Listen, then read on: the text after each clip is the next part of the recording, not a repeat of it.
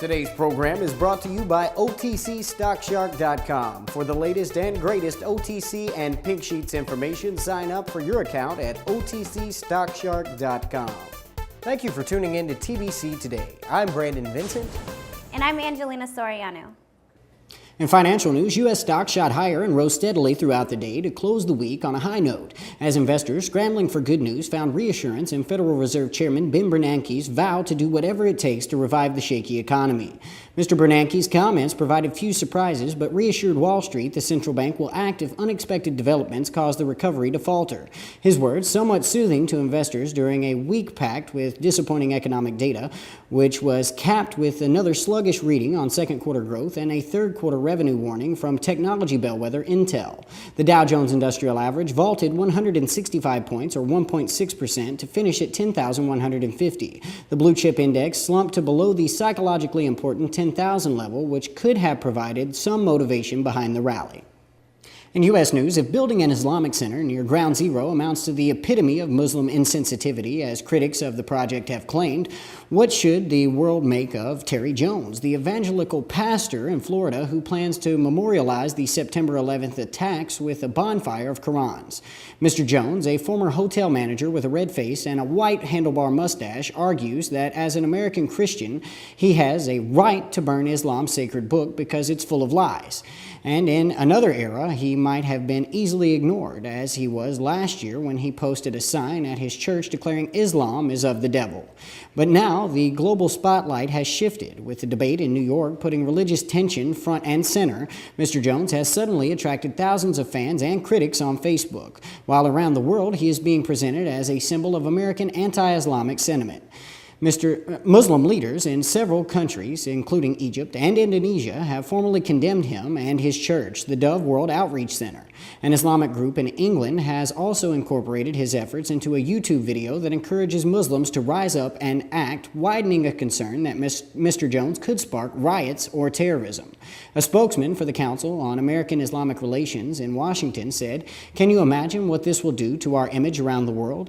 And the additional danger it will add whenever there is an American presence in Iraq or Afghanistan?"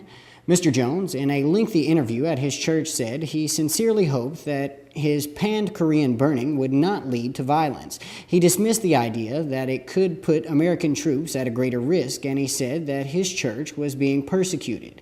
He said his bank recently demanded immediate repayment of the $140,000 balance on the church mortgage, that his property insurance had been canceled since he announced in late July that he intended to burn copies of the Quran, and that death threats now come in regularly.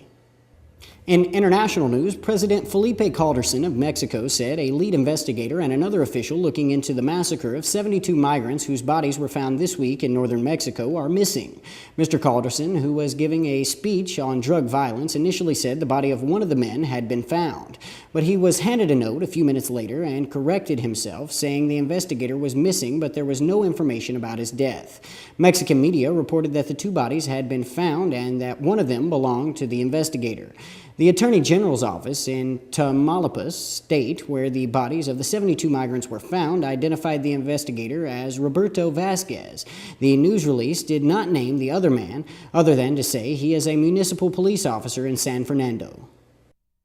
You're stuck on a treadmill. You're making minimum payments on your credit cards, and you just don't get anywhere. Let Consolidated Credit tell you the truth. When credit card companies are charging high interest, it's virtually impossible to pay off your debt. Let's say you owe $5,000 and your rate is 21%.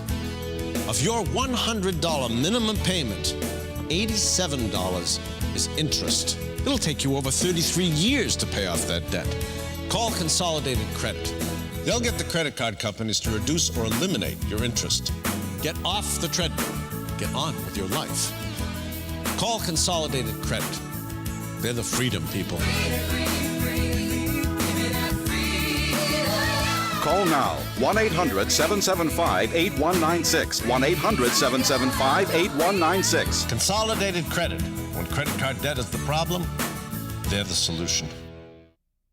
In entertainment news, less than a year after having her breast enlarged to X-rated proportions, reality TV starlet Heidi Montag is finding out the downside of a G-sized bust. For one thing, Heidi can't hug her 4 dogs, and then there are the clothing limitations, not to mention the fact that they get in the way of regular workouts and that she feels trapped inside her own body.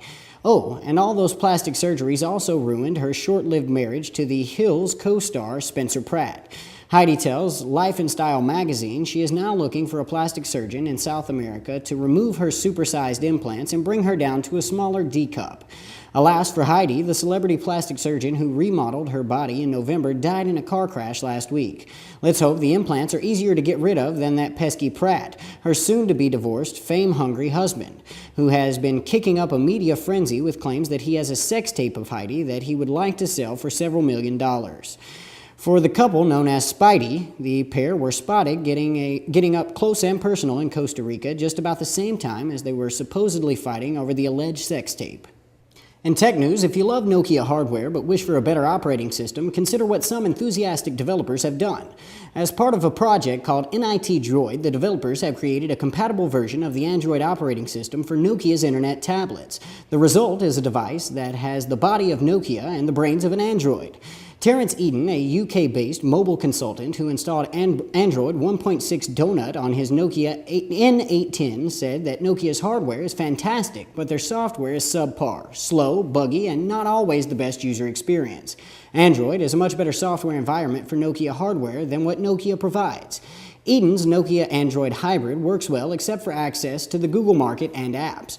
Meanwhile, developers have created a stable version of Android 2.2 Froyo for the Nokia N900, which ships with Nokia's Memo operating system. They have been able to get calls, data, and Google Apps going on the hacked device. The only missing feature is the camera support. This is not the first time a phone has been hacked to run an entirely different kind of operating system. Eager to experience Android's features, some intrepid smartphone users hacked their Windows mobile phones to run Android.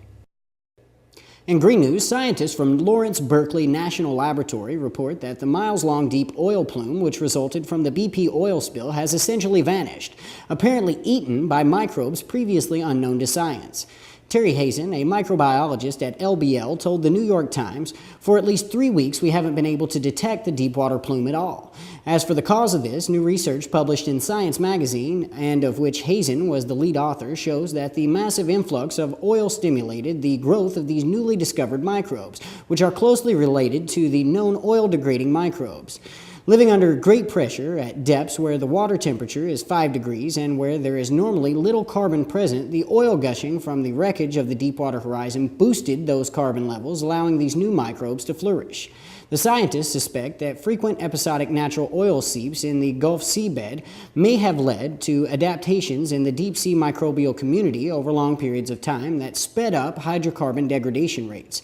Furthermore, Hazen and colleagues say that the composition of the Gulf light crude makes it biodegrade more quickly than other oil and contributed to the more rapid biodegradation of the oil plume. This new research also reveals that in consuming the oil, these deep-sea microbes did not contribute to worsening marine dead zones, something which was feared would occur. LBL measurements show that oxygen saturation outside the oil plume was 67%, while within the plume it was 59%. Thank you for tuning in to TBC Today. I'm Brandon Vincent. And I'm Angelina Soriano.